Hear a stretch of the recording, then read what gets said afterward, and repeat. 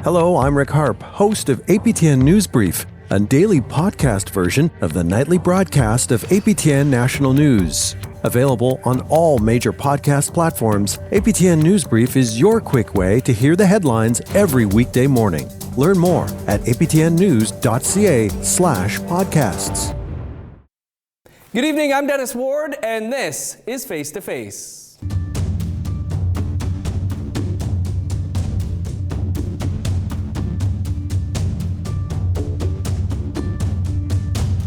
Our guest this week is Cree actor and filmmaker Cody Lightning. Cody comes from a family of actors, including mother Georgina, sister Crystal, and brother William. He's been acting since the age of 5 and was nominated for a Young Actor Award for his role as young Viktor in the 1998 cult classic Smoke Signals. Cody recently wrote, directed, and starred in Hey Viktor, a mockumentary about Cody trying to make the sequel, Smoke Signals 2, Still Smoking. Cody received 2 Canadian Screen Award nominations for the film. He's also fresh off a role in Marvel's Echo. Cody, welcome to the show. Hello, Tanse. What's up? Thanks for having me.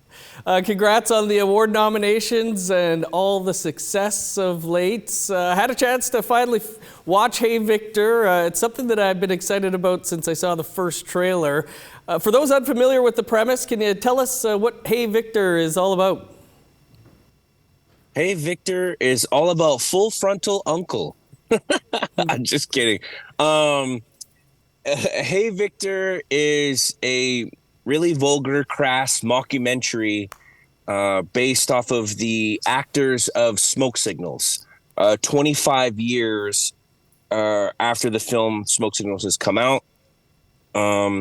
It's strongly based around the childhood actors myself and Simon Baker and what we're doing 25 years later. And I did my best to get the cast back together, the team, so to say, the band. And we did a pretty good job at doing that.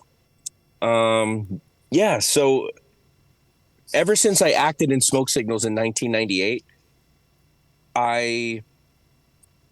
every time I went to a powwow, social gathering, ceremony, anything like that, it was, oh, hey, Viktor. Oh, you're the Viktor kid. Hey, Viktor. And Simon got the same thing. Like, oh, you're Thomas. You're little Thomas. And that lasted well throughout my teenage years, into my 20s and into my 30s. And even though I've been in several film projects since Smoke Signals, where I've had leading roles in films, great supporting roles in films, that part was so iconic and it stuck with me until current, and now even more that Hey Viktor's out. But that role really changed my life as a young child actor. And we just made kind of a joke when I was living in Boise, Idaho, with some other filmmaker friends, that, what if we made some wild, rambunctious comedy where I'm getting kicked out of bars and clubs and casinos and big events and just throwing out the whole, don't you know who I am? Like, I'm Little Viktor. I'm Cody Lightning from Little Viktor. I was Little Viktor in Smoke Signals. And no one has any clue like what that means or who the hell I am. And we just thought it was funny. And then we pitched the idea at Imaginative Film Festival as a short film. And we thought we would just, it would be Simon Baker and myself. And we would have fun for a couple weeks, make a short film and put it in some festivals. And at that pitch, we didn't win, but we were told by several people there, other producers and stuff, that it should be a feature film or a series. And so I met up with my writing partner, Sam Miller, and we wrote the script, got the majority of the cast involved, and we made a really wild, hilarious cult classic. Well, I absolutely love mockumentaries. I saw Terry from Fubar was shouting out the movie. Was there a reason that you envisioned this as a mockumentary? Well, I'm a big mockumentary fan. So like shows like The Office and Parks and Rec, Trailer Park Boys, Fubar, also like Best in Show, there's a film I love called Incident at Loch Ness that I watched when I was like 18. And I just love that style of filmmaking. And the way we shot my film was two cameras going at once at all times while we were in scene and while we were cut. They were still, the BTS, behind the scenes stuff. They were filming so much that we were getting a lot of extra material to add into the film as well. So there was the quote unquote meta aspect of it, where a film within a film within a film, what's real, what's not. And that's where the idea kind of sparked from. Despite being a mockumentary, is there some truth in there? Like, the opening lines are pretty funny, but is there some truth to some of the things that you're saying in the movie? Well, when people ask, where does real Cody end and fake Cody come into play? If people have to ask that question, then we did our job very well. Right. There's some truth, but it's sprinkled with, fictionalized versions. Like I said, I'm not Cody from Hey Viktor, but I amped and, up the stakes of the craziness, the vulgarness, the foul language and the substance abuse and just the nuttiness of him for the film. You kind of spoke about, the impact on you of smoke signals, but what do you think the impact of that film was on Indigenous peoples and Indigenous peoples on the screen? Smoke Signals? Yeah. Oh, Smoke Signals was incredible. So in 1998, well, when Smoke Signals was made, it was an independent feature film that went to Sundance Film Festival, and it won the film festival. And from there, it got distribution, and it was in theaters all throughout the U.S. I don't know if it was anywhere else other than the U.S. I was too young to know how that worked at that time, but I know in America, it was in almost every theater. And to be a part of that, I didn't know how important it was at that time. I knew it was like awesome, but I didn't know how big it was at the time and how it was going to blossom into something even bigger. And it's huge. Smoke signals, quotes, memes, everything are so huge in society, especially in Indigenous communities, that, I didn't know it was going to be that big. And for it to be that big and for me to make a whole film that's based off of that is not, and I quote, not Smoke Signals 2, is incredible. And like I said before, from my young years in the film industry, people recognized me. My school teachers were like, hey, mister, like I just went to the movie theater and I saw a film called Smoke Signals and I didn't know you were in it. And I'm like, yeah. And this is in Los Angeles, California. Yeah. And that was happening. It's so wild. Well, Hey Viktor's played at some pretty prestigious film festivals as well. Opened at Tribeca. You're up for 2 Canadian Screen Awards yourself, Best Lead Performance in a Comedy and Best Original Screenplay. Is the movie getting the reaction that you hoped it would? Oh, 100%. To just be accepted into Tribeca Film Festival and Toronto International Film Festival and all the other festivals we've been in is such a huge accomplishment.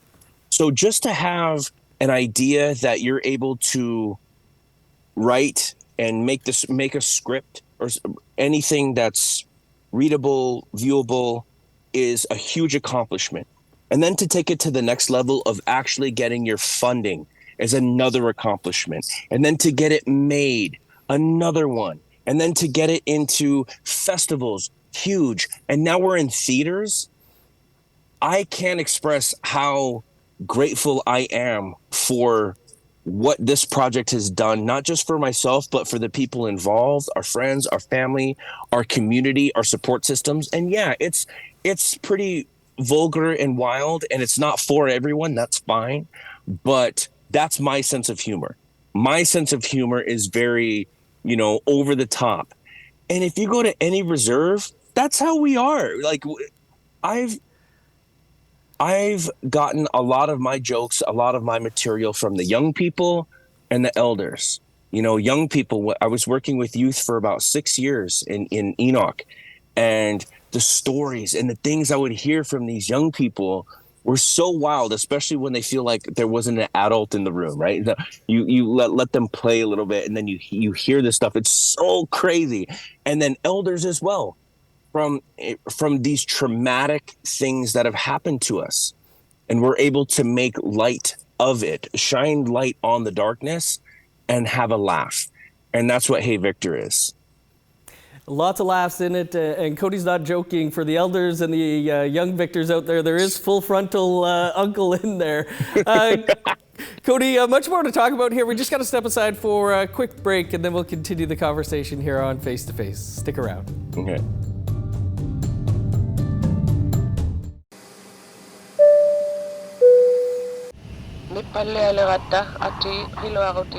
APTN presents a captivating journey into the heart of the North with our latest podcast, The Place That Thaws.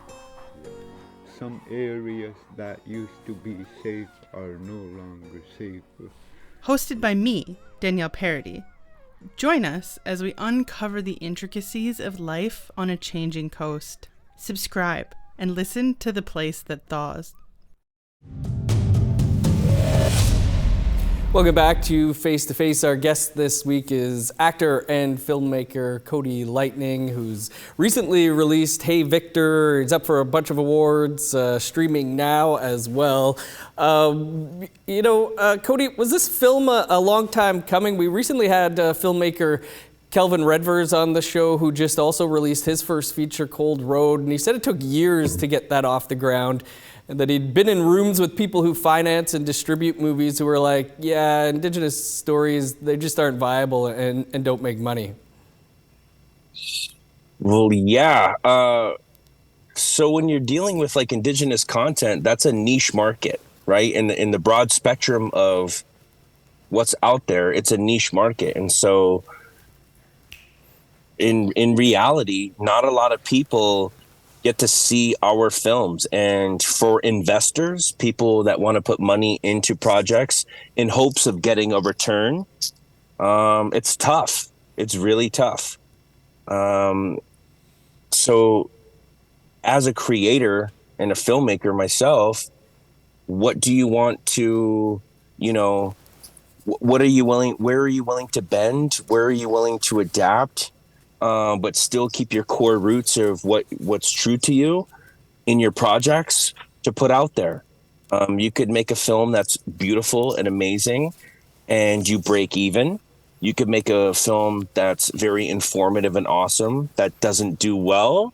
You could make something silly, wild, and crazy that's blowing up. And you never know. It's always a gamble. And for us to for my project, have this, it's very personal to the Indigenous community and to my friends and my family and those who have worked on smoke signals, but like it's very niche, and so it's tough to get investors to want to hop on board with that. And I do understand, because in this world, it's about money. Like, oh, if I give you this money, what am I going to get back? Like, what's in it for me? You get a lot. And it's unfortunate. Like, there's what I call safety projects, which are catered to investors. I don't think in that box. I think outside that. And unfortunately, if you think outside that box, a lot of times you won't get your funding to make your project. And there are so many gems, so many beautiful pieces that should be made that aren't, because funders, like they don't get anything back from that.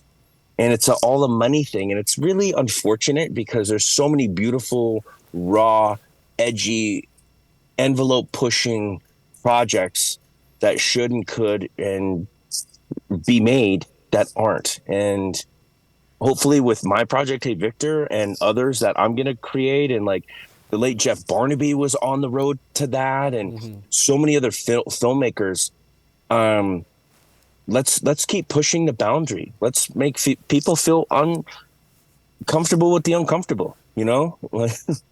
Everything can't all just be one thing. You know, one of the things about smoke signals is there was nothing like it, and it was the only thing out there at the time. But what does it say to you almost 30 years later now, I guess, that we have multiple movies, feature films by Indigenous people, starring Indigenous people in theaters right now? So with smoke signals, it was contemporary. And a lot of projects coming out weren't contemporary. There was a lot of period pieces.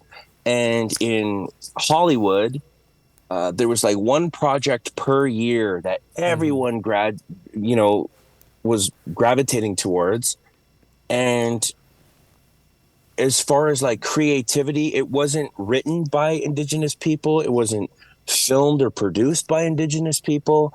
And if you look at what's by us, for us, and then our allies to creating amazing things, a lot of the projects that have come out weren't that at all. It wasn't even for our audience. It was for non-Indigenous audiences, for this fairy tale, of who we are. And with things like Reservation Dogs and all these other projects coming out with like Taika Waititi over there, what he's doing in Black Horse Low with all these amazing filmmakers and Sally Kiwiash and all these beautiful filmmakers.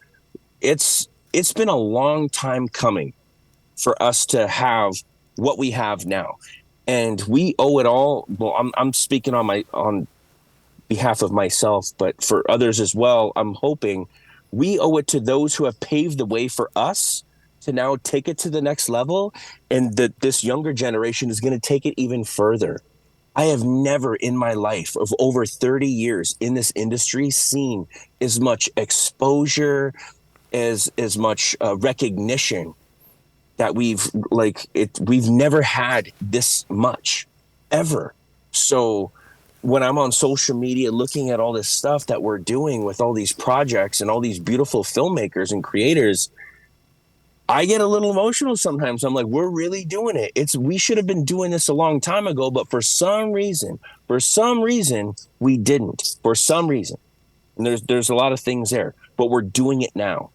And it's only going to go up from here. And I can't wait. And I'm so honored and blessed to be a part of the now of what we're doing. Well, speaking of the now, and another big production you were recently a part of, Marvel's Echo. Can you tell us how that came to be and whether you ever thought you'd be, on Disney in the Marvel universe?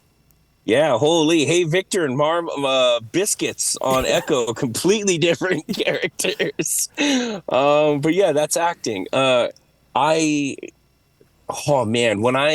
auditioned for Echo and then got the call that I nailed that role and I was going to be a part of it, I couldn't believe it. I couldn't believe that, little old me was going to be in Marvel.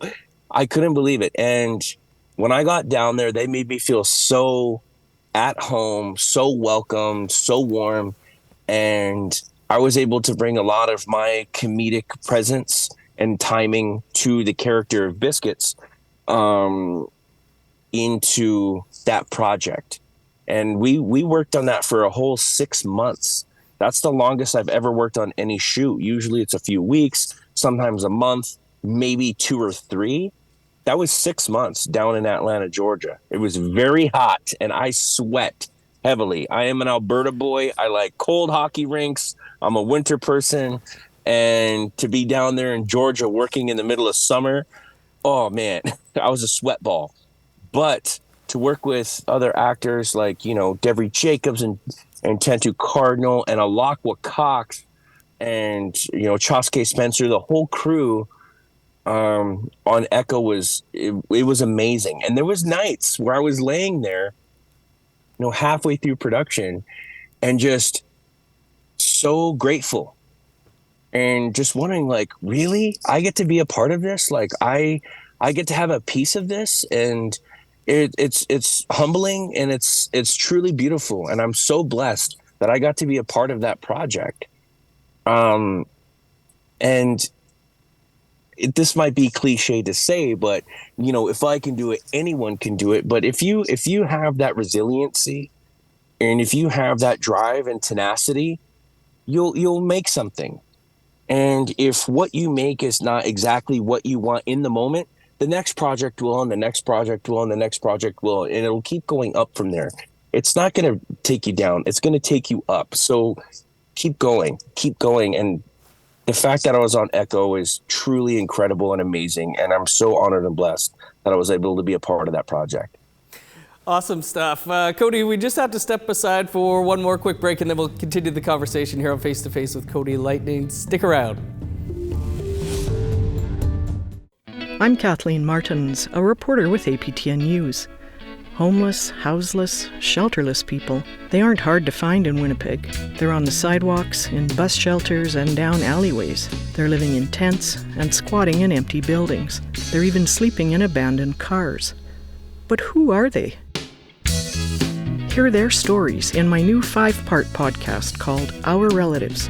Listen on your favorite player.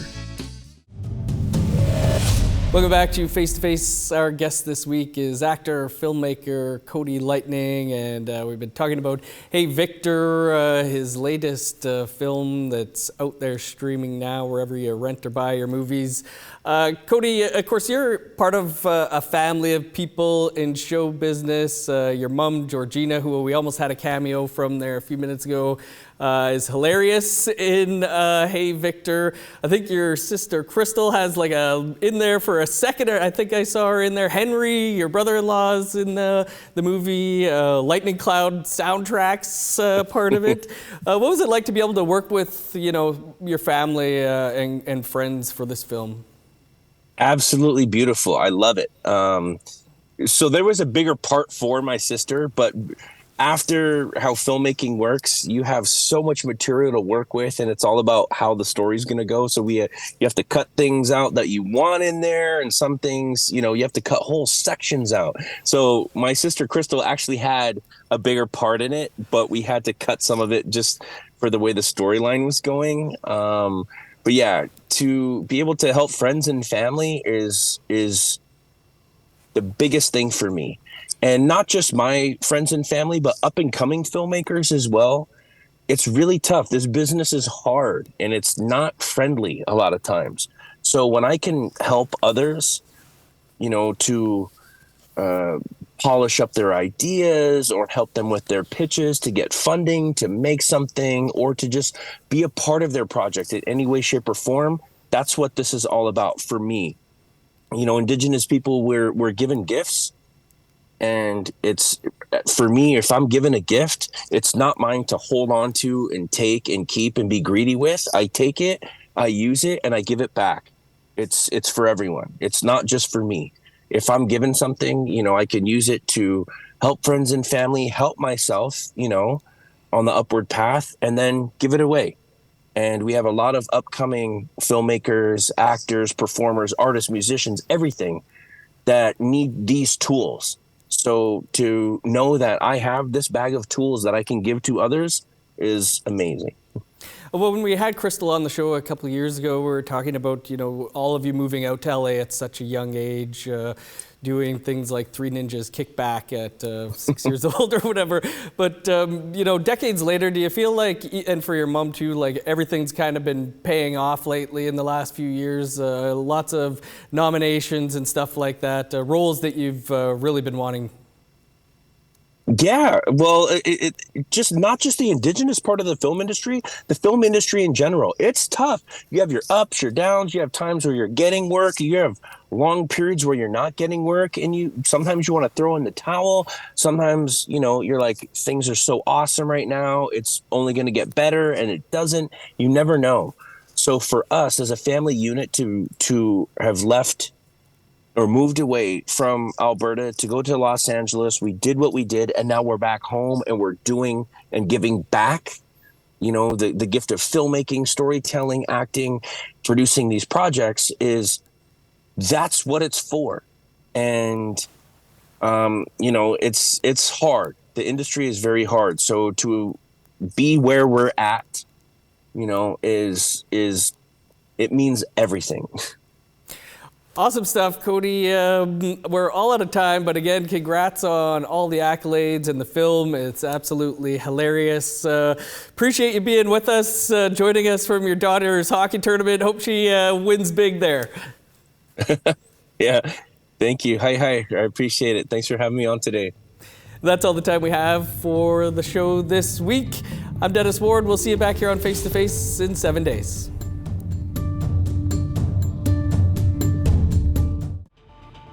Hi, I'm Annette Francis. Nation to Nation is a political show keeping an eye on Ottawa on how they're affecting First Nations, Inuit, and Métis peoples across the country. You'll meet the movers and shakers of policy in Canada and those who are trying to make a change.